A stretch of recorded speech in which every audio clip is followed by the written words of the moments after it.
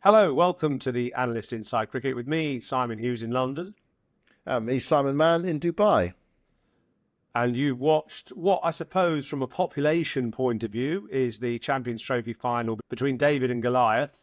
And I'm afraid Goliath won, but we predicted that all along, really, didn't we? Why did they bother playing the tournament, Yoz? We predicted the four semi-finalists. Well, I did. You had England in there ahead of Australia, you foolish man. But it always looked likely that India would win the tournament. They had some natural advantages by playing in Dubai, and let's face it, they are a very good side as well. So they're the best side in world cricket, or certainly the best side that turned up at this tournament, and they deserve to win the tournament. New Zealand pushed them today. They made them work hard, but they weren't quite good enough. So yeah, India won 2 ICC tournaments in a row. Was it ever in doubt, do you think? I mean, New Zealand obviously had the chance of batting first. The pitch didn't look too bad. It wasn't a raging turner, which is going to give the advantage to the Indian spinners, although they bowled well.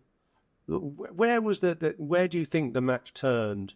I mean, it seemed to me that they did manage, even though it wasn't a turning pitch particularly, it seemed that the Indian spinners exerted their influence in the middle of the New Zealand innings and just squeezed them. And they never got, like with every team that's played in the Dubai stadium, they never quite got enough runs. I think it's exactly that. I think it's the difference between the two spin attacks. New Zealand were game. I mean, Bracewell had a very good game for New Zealand. 10 overs, one made, two for 28. But Yeah. collectively, India's spinners were better, I think. And that was where the game was won and lost. You could point to individual moments or innings or whatever. But I think just collectively, India's spinners better than New Zealand's spinners, even though New Zealand spinners did okay. Santner 2 for 46. Phillips 5 overs, 0 for 31, just released some of the pressure. But I mean, India have got this on in these conditions. India have got a boa constrictor bowling attack, haven't they? They just squeeze the opposition, and that's what they did. I mean, look at the spin today: 38 overs for 144 runs, and pace went 12 overs for 104.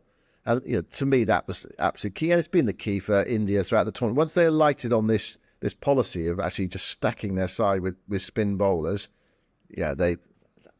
unbeatable really. There was rarely a moment in the game today when you thought New Zealand were going to win. There were times when they just sort of held on to India, perhaps in that opening power play, that opening partnership where Will Young and Rachin Ravindra put on 50. Thought, well, okay, New Zealand might be able to get a good score here. They might be able to get up to 300. But once the spinners got going, then New Zealand they started taking wickets, and that's the key. You think with New Zealand, you compare that with England's middle over spin. We've said this before during the tournament. It feels like they're just kind of holding a side or trying to hold a side. India are threatening a side, aren't they? They look like they can take wickets, and to me, that was the sort of the key element of the game today. So in New Zealand's innings, they had a good power play, didn't they? 69, and then lost a couple of wickets. And in that sort of period between 10 overs and 23, when Tom Latham was out, they only managed to increase the score by about 40 runs in 13 overs. So suddenly, from a 6 or 7 and over, score of the first in the power play, they're suddenly at 3 and over with the spinners in harness, and you just feel like they were just losing any momentum they had. And actually, when you see the strike rates of people like Mitchell, Latham, even Phillips, who's normally a pretty gun hitter of the ball, they're only scoring at 60 or 70 runs per 100 balls. Their strike rate was quite low, so it showed they were trying to build for a crescendo at the end. And actually, they did have one, didn't they? Because Bracewell hit the ball well, and they got to 250, but you just always felt that that wasn't going to tax India enough. And it's funny, but you look at that India side, you look at that batting order, and they've got, I think, the kind of so much of the importance of their depth of their side is in that sort of number 6, 7, 8, where they quite cleverly they promote Axar Patel to number 5, who isn't a number 5, but because he's left-handed and because he's quite sort of risk-free, he likes to take risks. It's quite a nice sort of filler in between the heavyweight top order, top 4, and those 3 people come later. KL Rahul, who has had test average of 34 and 8 test hundreds. So he's a proper batter, isn't he? Who can open the batting in test cricket, a proper player who seems to be able to really deal with pressure. Then you've got Hardik Pandya at number 7, who's an absolute gun hitter of the ball and absolutely fearless. And he's got a pretty good test average as well. So that shows his repertoire and you know, kind of quality. And then you've got Jadeja at number 8. And any team playing that Indian side must think, you know, we've got to get through that top 4 first. And then there's a bit of Axar Patel, which is sort of almost light relief. And then you've got almost another middle order to come as 6, 7, 8.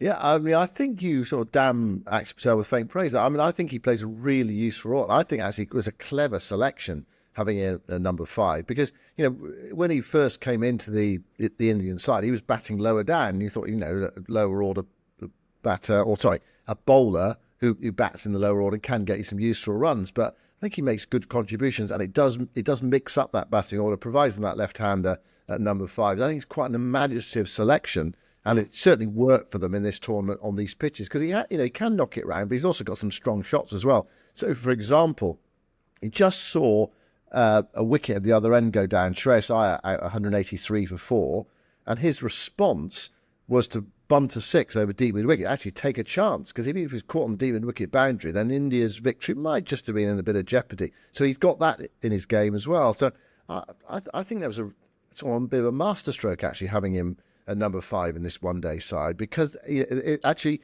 you know, it all fits together nicely. If you think of the talent in Indian batting, Axar Patel is just not a number 5, is he? You think when you think who could bat at number 5. And yet here he is, providing the balance of the side and also allowing them, you know, one of the ways which they can fit in 4 spin bowlers. And, you know, how has a team ever in one-day cricket, I think the answer must be no, surely, put together such a potent spin bowling attack?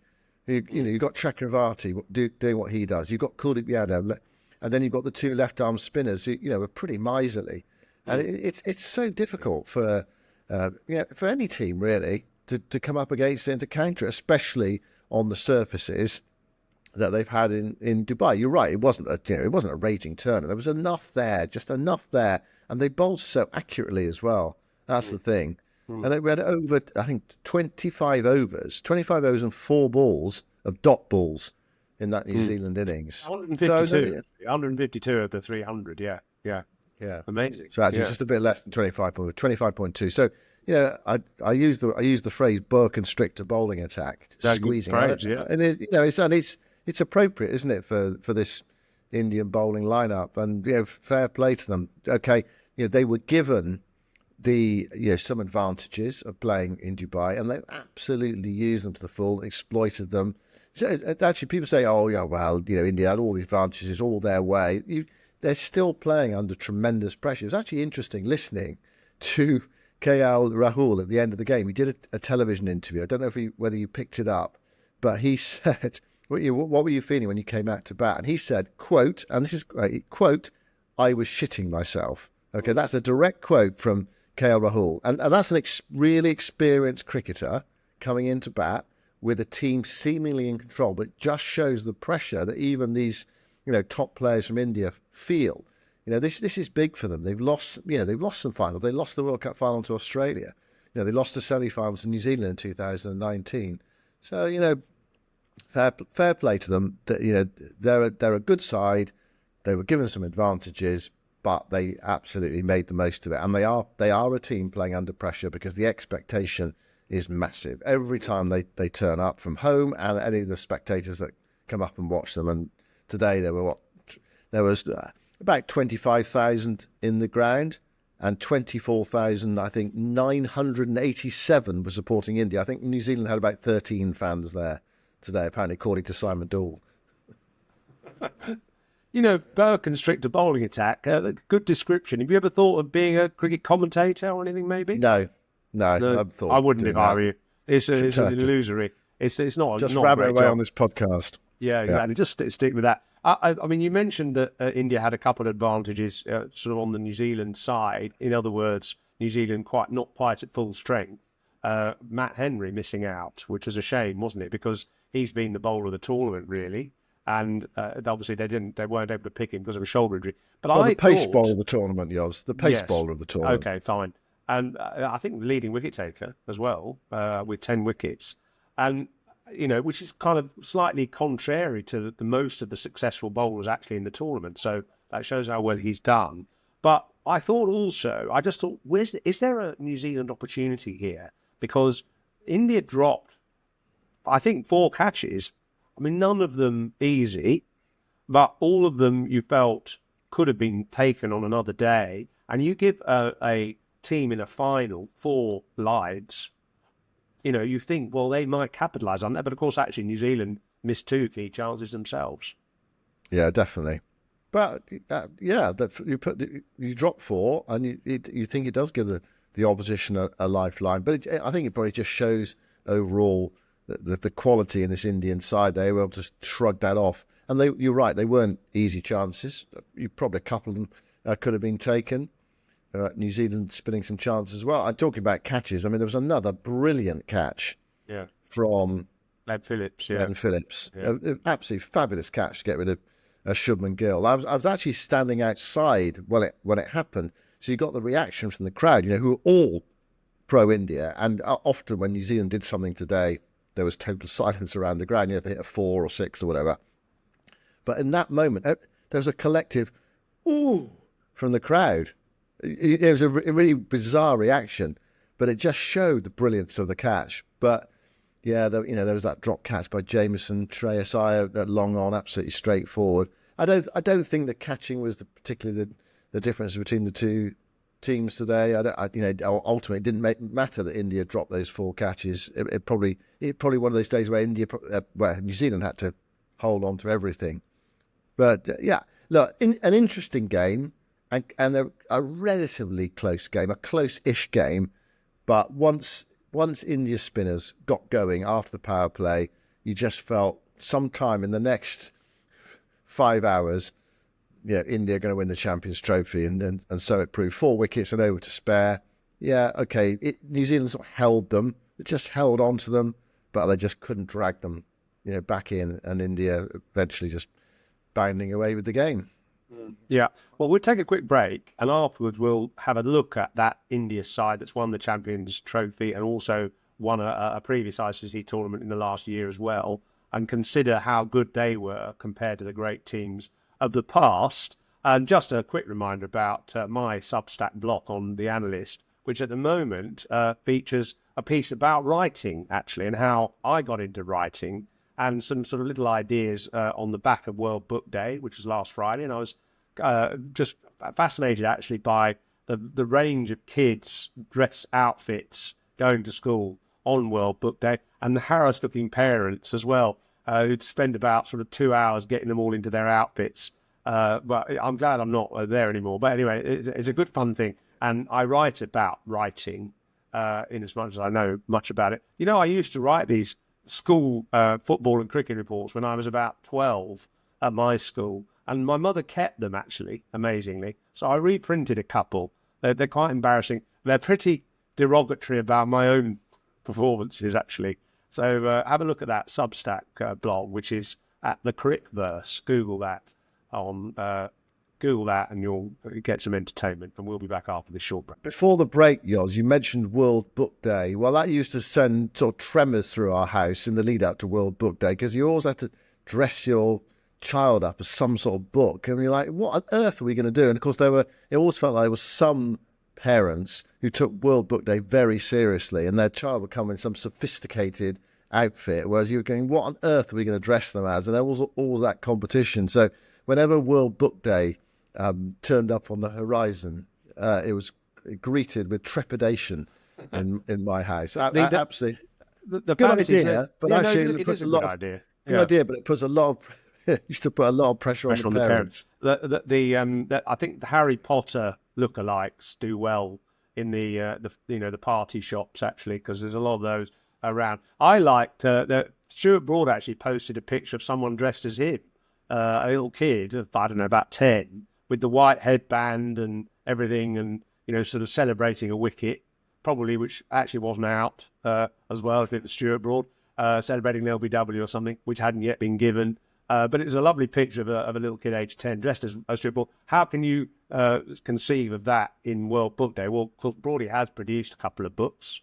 I'm not sure if he's actually read either of them, but he has been he's on the cover as the author. So fair play to him. So anyway, looking ahead to the next sort of round of sport, story today about Harry Brook, who has suddenly pulled out of the IPL. So breaking news on the airwaves today. Second year in a row, he's broken free of the IPL and apologised to all the Delhi Capitals supporters and teammates as well that he's not going to be available for the second year in a row.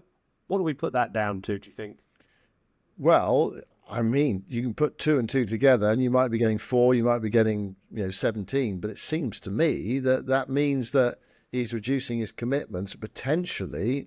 I mean, you don't know what's going on behind the scenes, but potentially, it may mean that he is going to be the next England white ball captain. Do you see what I mean? I mean, just reducing the amount of cricket he's playing. I mean, it may be that we're drawing the wrong conclusion because actually Rob Key only a few days ago said we're going to take our time and think through all the eventualities. But I mean, clearly he's in the frame, isn't he, to be an England white ball captain, whether it's both forms or just one form. So you think that might be the logical or the logic behind it, why he has pulled out. Because the other thing as well, Yoz, is that to stop this happening, teams have said there'll be a 2-year ban, haven't they, which they could enforce. The IPL has said, players, reneging on their contract after putting themselves in the auction, unless they're injured, like Bryden Cass, for example, has got a legitimate reason. If they're just pulling out for personal reasons, then we can bring to bear a 2-year ban. So he presumably made his decision in the knowledge of that, which means that, so not just this year, but down the line, the next 2 years after it, he won't be playing the IPL either. Therefore, over the next 3 years, completely reducing his commitment until he's actually commented publicly. We don't know the exact reasons, but you can infer that, can't you, from his decision? Yeah. And I mean, it's interesting because I posted a poll on Twitter on Thursday, actually, who should be the next England captain? What do people think? And there was a lot of votes, actually, nearly 3,000 votes. I don't know how many of those were bots, but hopefully quite a few of them were actually humans. And Brook comes out well, actually. 33% believe that he should be the next white ball captain. Only 19% go for Stokes. Quite a lot of shocking exclamations when I suggested Sam Curran. He got 17% of the vote, and other 30%. And other, when you read through the responses, most of those other was James Vince. So I think Vince got about a 25% support, maybe, but Brook definitely the favourite. So, if that happens, good luck, good on him for investing his faith and loyalty to England. So just finally today, we said before the break we'd sort of think about this India side, and Kohli saying actually on the airwaves afterwards today that he believes this India side can dominate white ball cricket for the next 8 years, interestingly, which I guess is, is quite a possibility.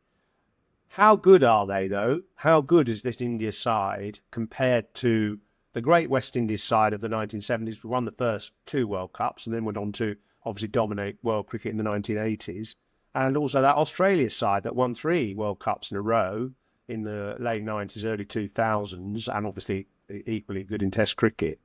So, yeah, I mean, that's quite a good discussion point. I mean, you thought about it a bit. Have you got any views? Well, I think first up, we should separate one-day cricket from Test cricket. Because the thing about that West Indies side and the thing about that Australia side is they were excellent in Test cricket as well, weren't they? They dominated that format. But so separate that. And India do not dominate in Test cricket. They dominate at home in Test cricket. But of course, they've just been to Australia and lost. Last time they came to England, they drew 2-2, etc. So we're just talking about one-day cricket. How do they compare with that great West Indies side? How do they compare with that great Australian side? Well, that great Australian side won 3 World Cups in a row, which is a remarkable achievement. I mean, there weren't T20 World Cups or back then. So that's something you sort of take out of the equation. And we're kind of lumping the two forms in together, aren't we, really? Because India just won a T20 World Cup and now they won a Champions Trophy. So, there's that aspect to it. And the West Indies side, they won 2 World Cups. They lost in the final, amazingly, to India. And kind of this is because of that World Cup final in a way. This is where we are now, because it just led to a sort of explosion in Indian, well, one day stroke white ball stroke T20 cricket. Eventually down the line, there was a sort of chain reaction. It is hard to compare eras, but I do think that India, this power, the financial power of Indian cricket, and the fact that the game is spread all over India now in terms of the talent pool where they're looking for players, makes them, it's pushing them in that direction. They do look so strong, but of course, one thing to bear in mind is that Australia went to India, 16, 18 months ago and won the World Cup in their own backyard in Ahmedabad, which is a tremendous achievement to do that. Although in that World Cup, earlier in it, India did beat Australia in Chennai, and they did win every single match in that World Cup apart from the final. You could say they've had some natural advantages. Probably playing the T20 World Cup in the West Indies was quite good for them, especially where they played the semi-final. Of course, the finals in Barbados, not necessarily pro-Indian conditions, and they won that match dramatically, just hauling South Africa back. So look, they're a very, very good side, a really good side. They have different strengths to the West Indian side, and they have different strengths to that Australian side. That's a pretty good Australian side, though, wasn't it? That won 3 World Cups in a row. I don't think we can start talking about India in those terms yet until they, start to piece lots and lots of tournaments together. That was an incredible achievement to win 3 World Cups in a row, and West Indies won 2 World Cups in a row, and they were a fabulous team as well. But they're moving in that direction if they keep going like this. Indian side, there's so much talent. Yeah, there is so much. And I think that the difference between those 3 teams, if you think of Australia, West Indies, and the current India side, is that the Australia and West Indies sides had probably 6 or even 7 of the greatest cricketers that they've ever produced in those teams. We'll have a quick look at them actually. So the West Indies side that won in 1979 at Lords against England, of course. Gordon, Greenidge, Desmond Haynes, their greatest ever opening pair, arguably. Viv Richards at number 3, Peerless. Alvin Kallicharran at 4, who was a pretty good player. I played against him a fair bit. He was highly talented. He probably wouldn't be classed in West Indies' greatest ever, but he was decent. Clive Lloyd, the captain, fantastic player. Collis King, who was a bit of a sort of Hardik Pandya, actually, as a cricketer. Just a dynamic hitter of the ball. Made 86 in that 1979 World Cup final. Derek Murray at 7. Good comparison, steady keeper. Good comparison. Yeah. And he could bowl. Collis King bowled quite a steady medium pace. But I played in a game with him once where he liked in a benefit games. He quite liked to drink before the game. He bowled brilliantly, even though he'd had a couple of whiskies before he even played. His bowling was just an absolute natural accessory to his batting and fielding. Brilliant fielder as well. And then you've got, after Derek Murray at 7, you've got Andy Roberts, Joel Garner, Michael Holding, and Colin Croft. So that's a pretty serious team, isn't it? That's definitely better than the current India side. And then the Aussies. Well, I've got the 99 team here, 1999 team that won at Lords in the final against Pakistan. Mark Waugh, interestingly, opening the batting there with Adam Gilchrist. Gilly, again, one of the greatest players that the Aussies have produced. Ricky Ponting at 3, ditto. At 4, they got Darren Lehman, who, was a bit part player, but did pretty well. Steve Waugh, one of their finest players at number 5. Michael Bevan, a great finisher. A bit of a sort of, again, a bit like Hardik Pandya, brilliant, but very manipulative player of the ball, working around. Maybe more of a KL Rahul, actually, because he could play different roles. And Tom Moody, interestingly, at 7. Shane Warne, of course, 8. Paul Rifle, who umpired today's final, at 9. Damien Fleming, 10. And Glenn McGrath, 11. So probably about 5 of their greatest cricketers, 6 maybe in that side, which was then augmented by the likes of Matthew Hayden and Jason Gillespie, people like that, in the 2003 side. So, you'd say on paper, anyway, those two teams, the West Indies of 79, 83, and the Aussies of the 99, 2003, they were slightly better than this India side. How good is this India side? They've still got the Rohit Sharma and Virat Kohli, greats of any era in white ball cricket. Jadeja would be in that category as well. Possibly Pandya, actually, in the future, because he's so good with bat and ball. And then the guy, of course, they've done this without in this tournament is Bumrah, who would definitely be one of India's greatest ever cricketers. And they did it without him in this tournament. So they've probably got, if at full strength, they've probably got 5 of their finest cricketers that they've ever produced, whereas the Aussies and West Indies probably 6 or 7. So there's not much in it. And maybe over time, Shubman Gill, Shreyas Iyer, maybe they will become a couple of their greatest players in perhaps 4 years' time. And when you say greatest players, you're talking about short form cricket. Yeah. White ball cricket. So you're talking about Rohit, you're talking about Jadeja, you're talking about Kohli, you're talking about Bumrah, who wasn't here, and you're including Pandya in that as well, are you? In terms of their greatest white ball cricketers? He hasn't had as long a career, obviously, but I think he's got the skills. He's a sort of a Ben Stokes sort of skill levels. He can play all sorts of different types of innings, and he's a demon bowler as well. So, and he's got that kind of, we talked about teams needing a warrior, someone they could, line up behind in adversity. I feel he's that sort of player. He's got that kind of tenacity and drive and absolute passion to win the game. He doesn't seem to mind coming in and bunting one back straight back over the bowler's head first or second ball. Incredible. Yeah. Look, I think they're a richly talented team. And I like watching cricketers like Chakravarti and Kuldeep Yadav as well. I love watching Kuldeep Yadav bowl. That left arm wrist spin. It can befuddle batters. Chakravarti similarly. I just love those combinations. That bowling lineup might not work, say, in England. You need a different type of attack.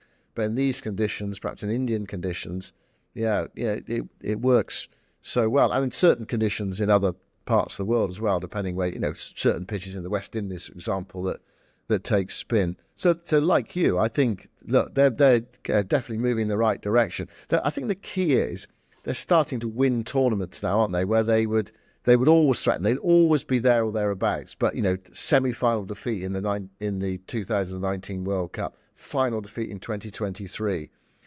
Get to World Test Championships. I know we're straying into World Test Championships now. Beaten by New Zealand, beaten by Australia, but now they're starting to win them now. They're starting to win a couple of tournaments, which is what they've done. I suppose you've got to keep it going. To be up there with that great Australian side, you've got to put tournaments together. The next big tournament is the T20 World Cup. That is in India and Sri Lanka next year. They'll be red hot favourites to win that. I suppose in T20 cricket things can go wrong in a way. Okay, it can go wrong a bit in 50 over cricket, but it's a bit more random T20. No, you can have one or two players have a day out and they can win a T20 game. Yeah. Whereas in 50 over, you do need 5 or 6. You need a core of consistent players. You need to be able to rely on different guys to perform on different days, don't you? Because 1 or 2 people can't really do it on their own. And that's why 50 over cricket is kind of more of an interesting game, actually, because it's more of a wholesome team game. So just finally, could this be, do you think, Rohit Sharma, Virat Kohli and Ravi Jadeja's last 50 over one-day international today? Or will they stay on for the 2027 World Cup? What do you think? Well, Rohit, there's a lot of speculation around Rohit and Jadeja in particular. Jadeja was playing his 204th one-day international today. Rohit was playing his 273rd. Rohit's a bit older, so there's question marks already against him continuing. He's definitely moving towards the end. So he'll be, I don't know, work it out. I think he'd be about 40 if he was still playing in 2027. So you'd think odds against. And there is a lot of speculation that he's going to retire. He was asked about in the press conference tonight, and he said that I think that that's for a later date. And actually, if he did announce his retirement today, it kind of would sort of distract from India winning. So he might have already made the decision and will just announce it this week, next week, whatever, in a month's time. So I can see that happening. Jadeja, I love watching Jadeja. It's just he's Well, he so still looks young, doesn't he? Actually, he still exactly looks like why that hair and everything. Wild yeah, hair and well, waving his but bat look at him in the around. field. Look Yeah, at him in the field. He's yeah. still a live wire in the field. He looks. He doesn't look like a mid-30s fielder. So I don't know with him, but everyone. There comes a time for everyone, doesn't there? And perhaps just time to focus on T20 cricket. One-day cricket, 50-over cricket is quite demanding. It doesn't quite have the focus that it used to as well. I mean, Moeen Ali saying the other day that it's actually kind of like this is to paraphrase. It's kind of it's a rubbish form of the game now, and only the Champions Trophy in the World Cup really matters. He was talking about some of the developments in the game. He was talking about 2 white balls, for example, not being good. But you were saying in an earlier pod during the Champions Trophy they might be looking to change that. And have a white ball either end of the first 10 overs each, so up to 20 overs, and then just have one ball of those 2 for the last 30. So it might be that will change. So so it's not quite that sort of focus on 50-over cricket that there used to be, because T20 has taken over. So you can see why Steve Smith, for example, has retired, because their interest now lies in T20 because there's money in their hills, and Test cricket because it's the it's the ultimate challenge, isn't it? And that drives players on. 50-over cricket, perhaps less so now. So you wouldn't be surprised if some of those players stepped away from 50-over cricket, and there are plenty of players, who could slot in. I mean, I was thinking about it today. Jaiswal, not even in India's squad. Not just in their team. He's not even in their squad at this 50-over World Cup. And they've got some very good players. I mean, Pant not in the team. Arshdeep Singh, is a good bowler, not in their team. Harshit Rana, who's actually the most economical bowler in this tournament, not in their team. And there's plenty of others as well who didn't even make the squad. Abhishek Sharma, for example, who played brilliantly against England, not in their squad. So there are riches there, and there are players who can come in and make their names behind some of the great players who are kind of moving towards the end. Good luck everyone else. It seems to me in the next few years. But Australia showed in that last World Cup they're perfectly capable of taking them down. South Africa nearly took them down in the World T20 final, but New Zealand today not quite good enough to do so in the Champions Trophy final. Well, listen, you keep working on your vocabulary, and you might get a job in cricket commentary in due course. You can do it on the plane on the way back, maybe.